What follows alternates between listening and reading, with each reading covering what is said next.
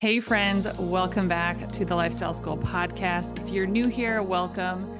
This is where we talk about metabolic health, weight loss, lifestyle change through the lens of biology, not just willpower, not perfection, and definitely not shame. And today we're going to talk about something that explains why so many intelligent, motivated people struggle with food. And I'm really passionate about this area of the conversation when it comes to changing your lifestyle. We're going to get into why cravings can feel so loud and why eating can feel really compulsive and why discipline seems to sometimes disappear at night.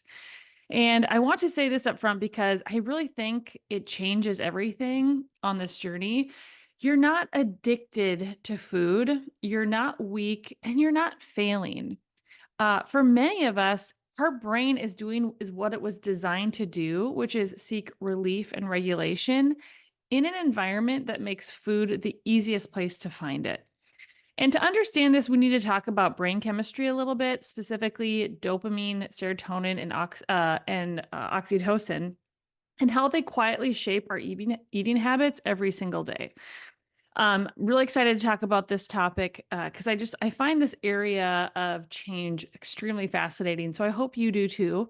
But as always, before we get into today's episode, a quick reminder: I am not a medical doctor. This podcast is for educational purposes only, and it's not intended as medical advice. Always, always, always consult with a qualified healthcare professional before making any major changes to your diet and lifestyle, especially if you have any unique health challenges that you are working through. And then a reminder before we jump in, I want to let you know that my online supplement store is officially open. If you've been wanting high quality supplements you can actually trust, this is where to get them. Every product in my store is third-party tested for quality and purity, which is not something you're guaranteed when you're buying supplements from a place like Amazon or even grabbing it at your local health food store. So these are the same professional grade products that I use and I recommend to my clients. And it's an easy way to support me and the podcast. So if you are interested in checking out that website, go over to my webpage, www.hopeplatcoaching.com. You will need to use a special account to create an account to be able to order. That code is 104567, 104567. And you can head over there. When you go to my website, you got to go to the top right corner and hit the store button, and it will take you to the supplement store. Use that code to create an account. And if you're not sure, where to start when it comes to supplements or kind of what my philosophy is, you can go back and listen to episode 43 of the Lifestyle School podcast, where I talk about my approach to supplements and really the core 4 supplement recommendations that I give to my clients and that I think are generally helpful for most people when it comes to metabolic health. So with that, if you have questions, always feel free to shoot me an email, reach out via social media. I always love to hear from you guys, especially from the podcast. So never hesitate to reach out too. So with that, guys, let's get into today's episode, which I am, like I said, very excited to talk about. So the brain has really been designed for an environment of scarcity, for thousands of years until just more recently, food required effort, right? It required a lot of movement, it required waiting, and it required risk. And calories were extremely precious, right? Dopamine spikes were rare, and eating was tightly linked to survival. It wasn't linked to things like entertainment, comfort, or emotional relief. Now, fast forward to this modern environment that we live in, food is abundant. It is also ultra processed, and it's engineered by scientists in a lab to be hyper stimulating and available instantly, right? And it doesn't just fuel the body, it also regulates our mood, our stress, our boredom, our loneliness, and fatigue, just to name a few things. So, when we talk about overeating, when we talk about snacking or emotional eating, I think sometimes it gets oversimplified in the space of nutrition and nutrition coaching and dietetics. People are like, well, just have more willpower or more discipline. But I think really we're not talking about a lack of discipline when it comes to these things.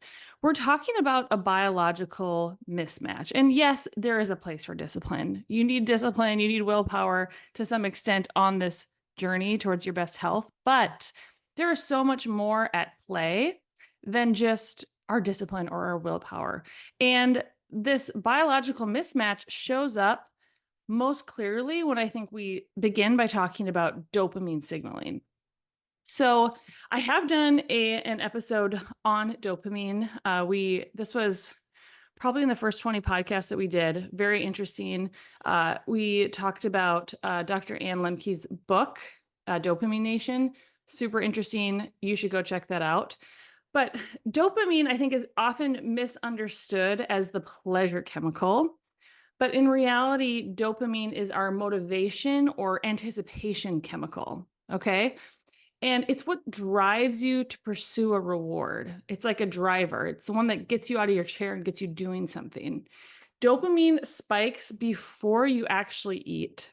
It spikes when you think about food, when you see food, when you smell food, or if you're just anticipating food.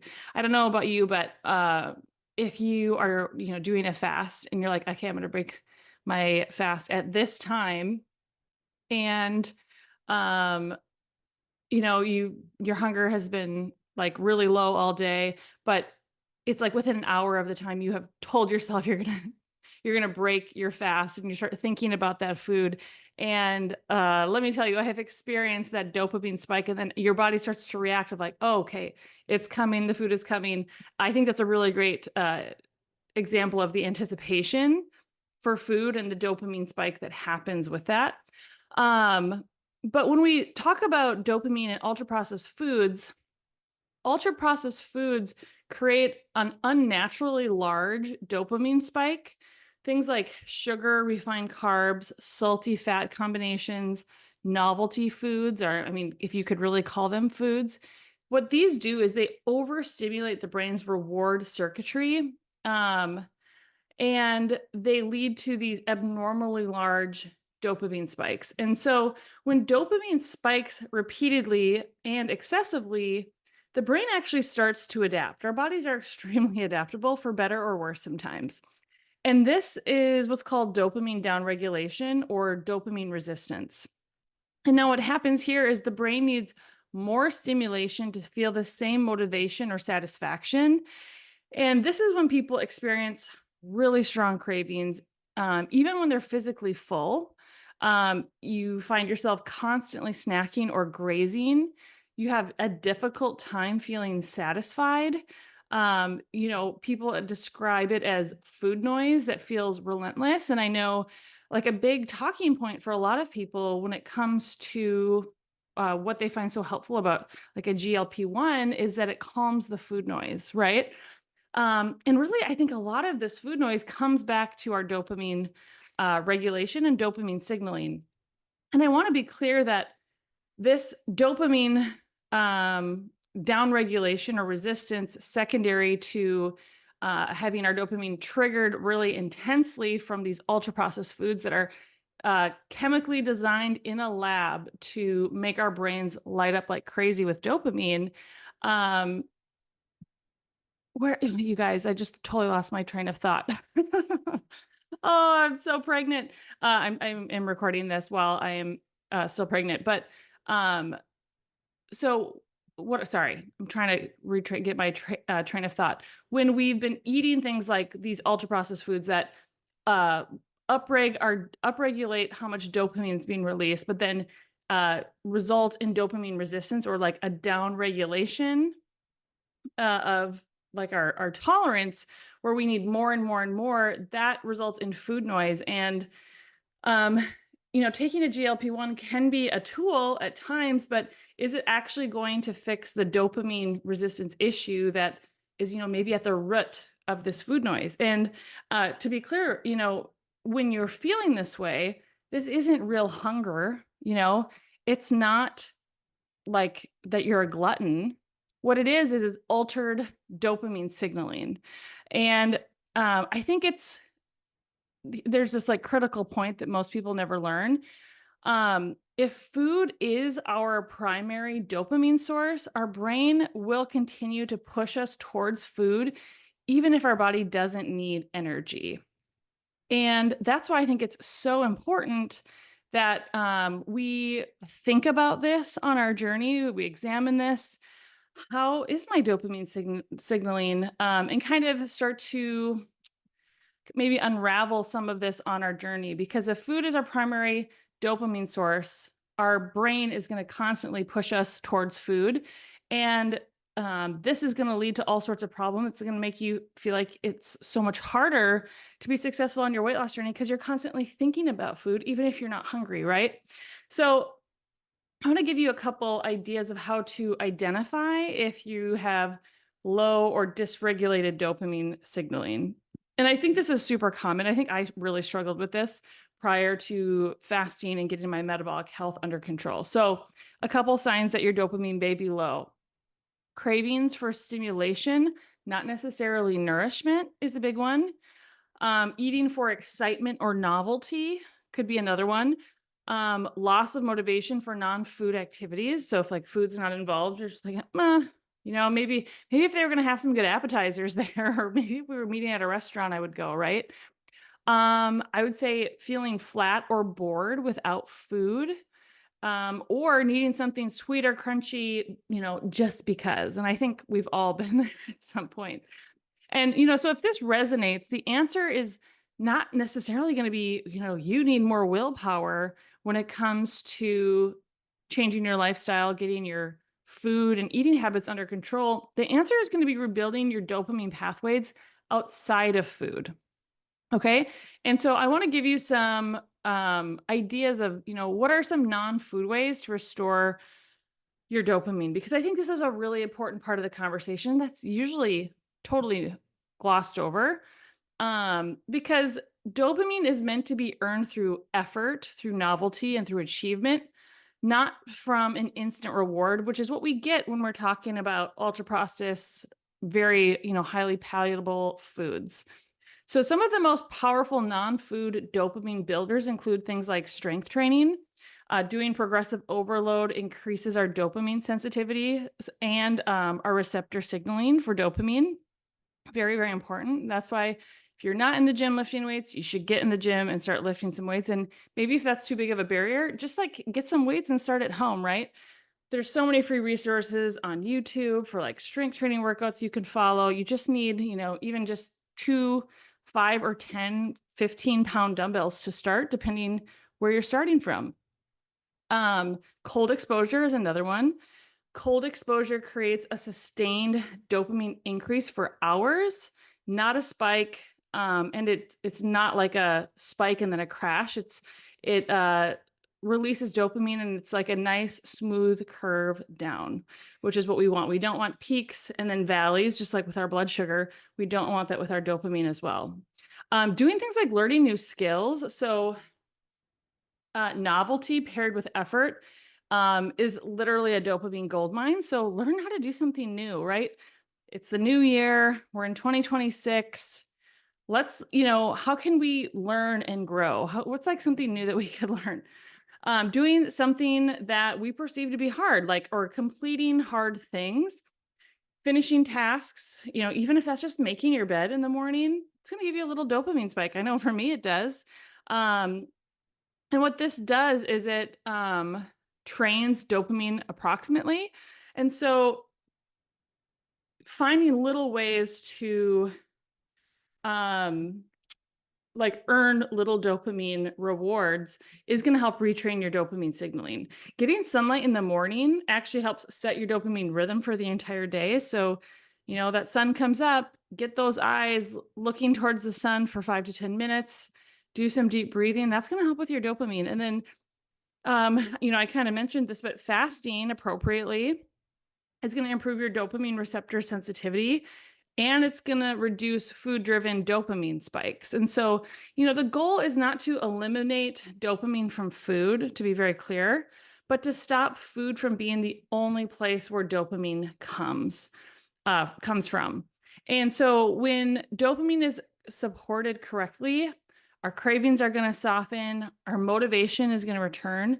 And it's going to feel like food has like less of a grip on us, which I think anyone on a health journey is going to be thankful for, especially if you're someone who feels like a lot of your life has revolved around food and you're just kind of obsessed with food, right? Which I think is many of us, myself included. And so next I want to transition and talk about serotonin. So serotonin, guys, we're going to talk about serotonin. Serotonin. So serotonin is the neurotransmission. Struggling today, guys. Serotonin. I'm recording this at 38 weeks pregnant. So full disclaimer.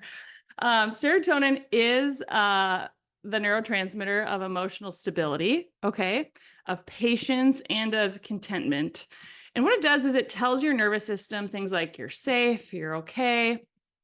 And if you have low serotonin, it's going to show up as things like anxiety, irritability, restlessness, maybe like rumination, evening cravings, or potentially emotional eating. Okay.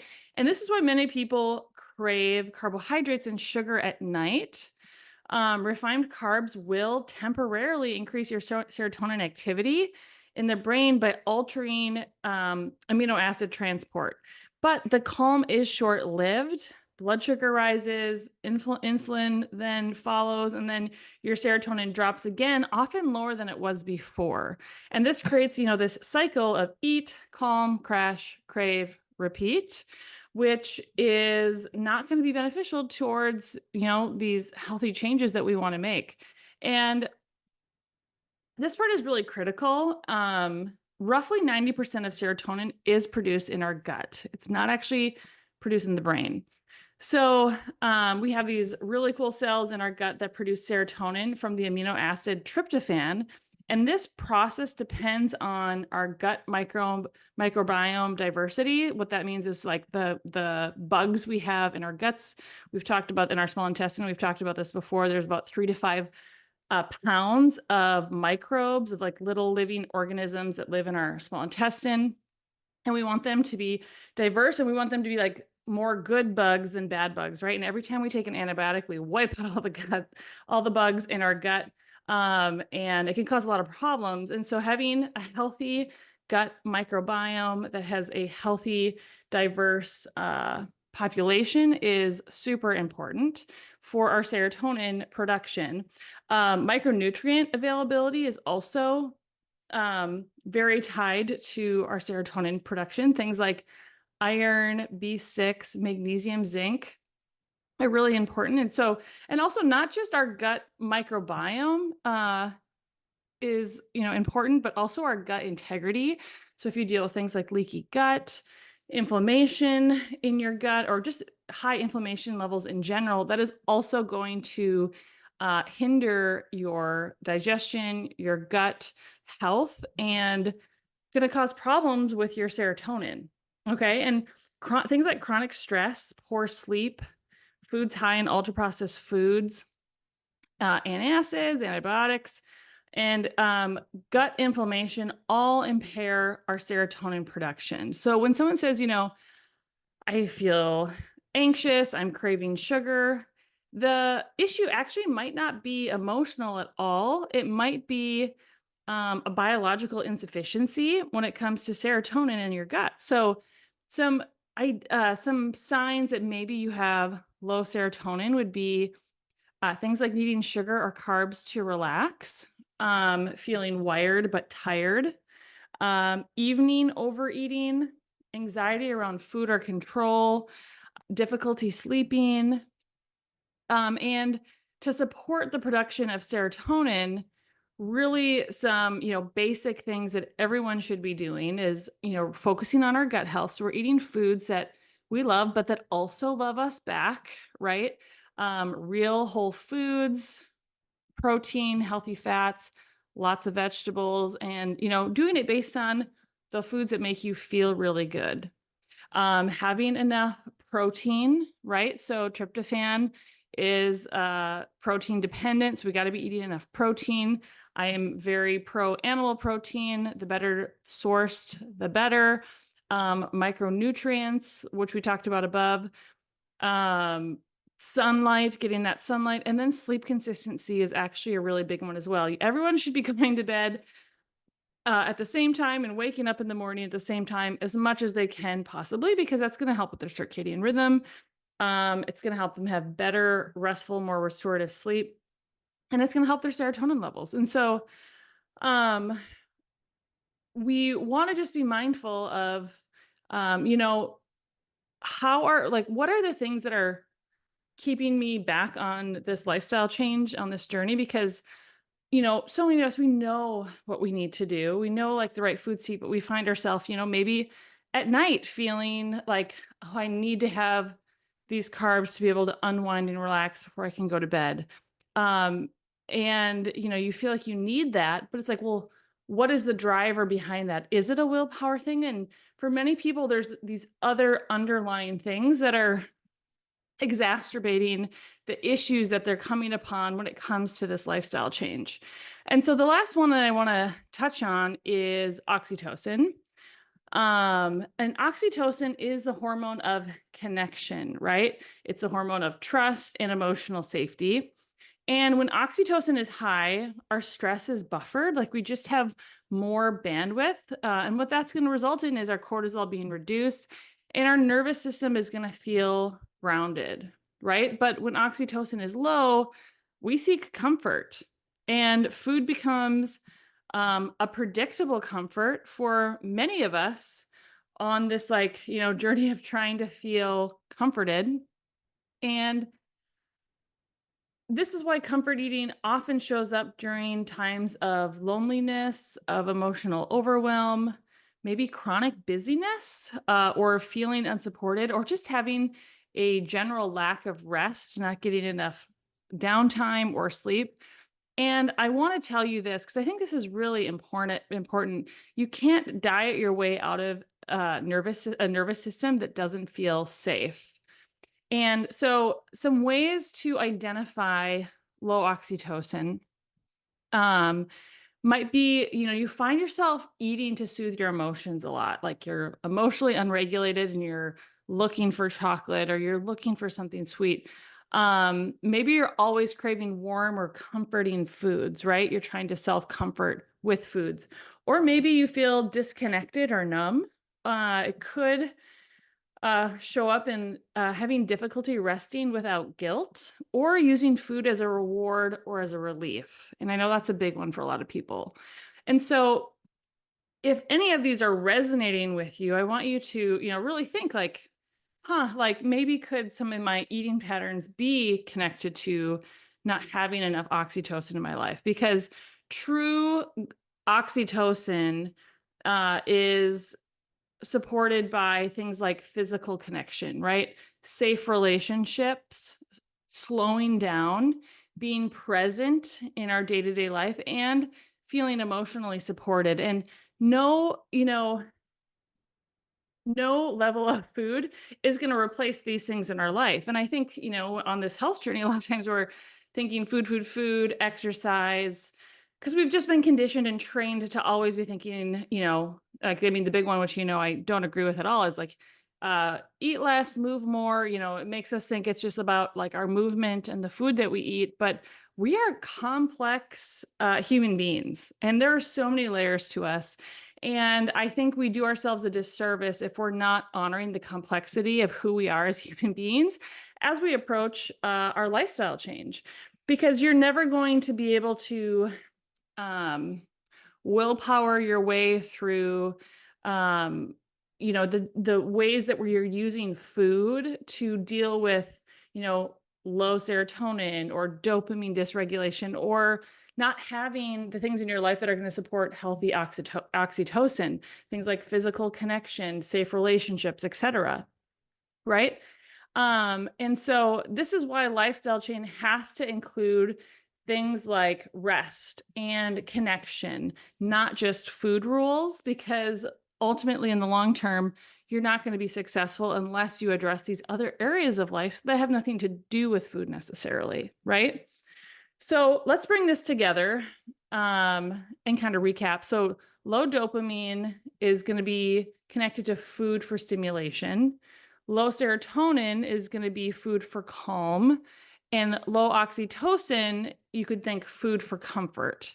And ultra processed foods really hit all three of these systems at once, which is why they're so powerfully addictive, right? And that's why it feels like super compulsive. And that's why usually shame often follows when it comes to, you know, a poor relationship with ultra processed food. But I want you to know emotional eating isn't a character, like an inherent character flaw with you. It's a signal, right?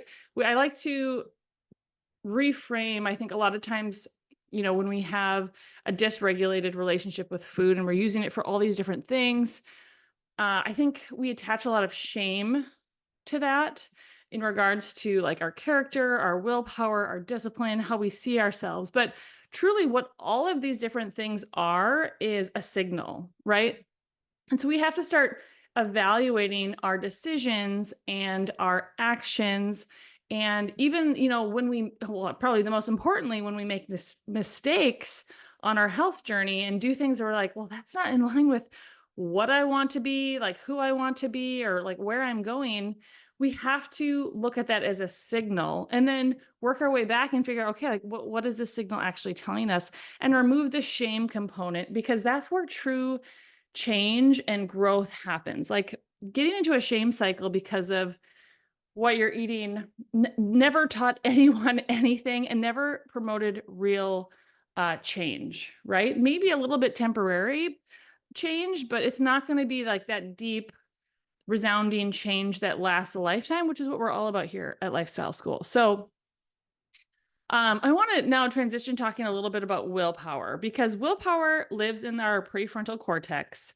Cravings live in our midbrain, and under stress, poor sleep, blood sugar instability, and inflammation, the prefrontal cortex loses control where our willpower resides. And, the reality is you can't override your brain chemistry, right?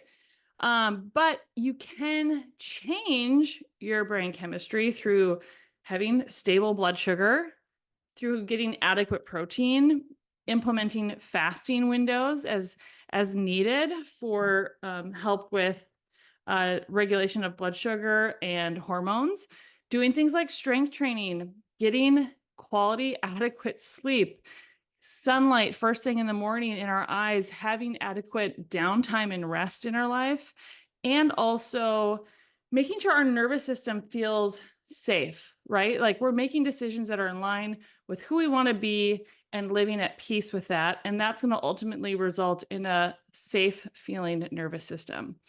And I want to say this, I think this is why lifestyle change works where like restriction fails. Really restrictive diets, is because we're trying to get to the root of like what is driving our behavior that's not in line with who we want to be. And so the goal is never perfection, but the goal is intentional support and identifying which system feels most depleted when it comes to our brain chemistry, and then building our lifestyle around restoring it. And, this is how you become the healthiest version of yourself, not by forcing behavior, but by supporting your biology. Because truly, food is not the enemy, and your cravings aren't failures.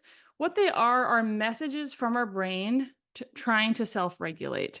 And when you learn how to support dopamine, serotonin, and oxytocin intentionally, food stops being the solution to everything, which, is a really beautiful place to be. And you can finally have the success that you're looking for on your health journey. And it's going to feel so much easier. So with that, guys, if this episode resonated with you, this is the work we do inside of Lifestyle School. We're about restoring metabolic health, calming the nervous system, and rebuilding trust in ourselves and our relationship with food. Because when the brain is supported, healthy eating stops feeling really hard and it starts feeling natural. And that's, where I want us all to find ourselves this year in 2026. So With that, guys, thank you so much for being here. Thank you for listening. Please share this episode with someone who you think might find it interesting or helpful. If you haven't already subscribed to the podcast, leave a comment or a review. It would mean the world to me. I look at every single one of those. And as always, I love to hear from you guys about what you got from an episode. So with that, I hope you guys are having a great Friday, and we will see you next time on the Lifestyle School podcast.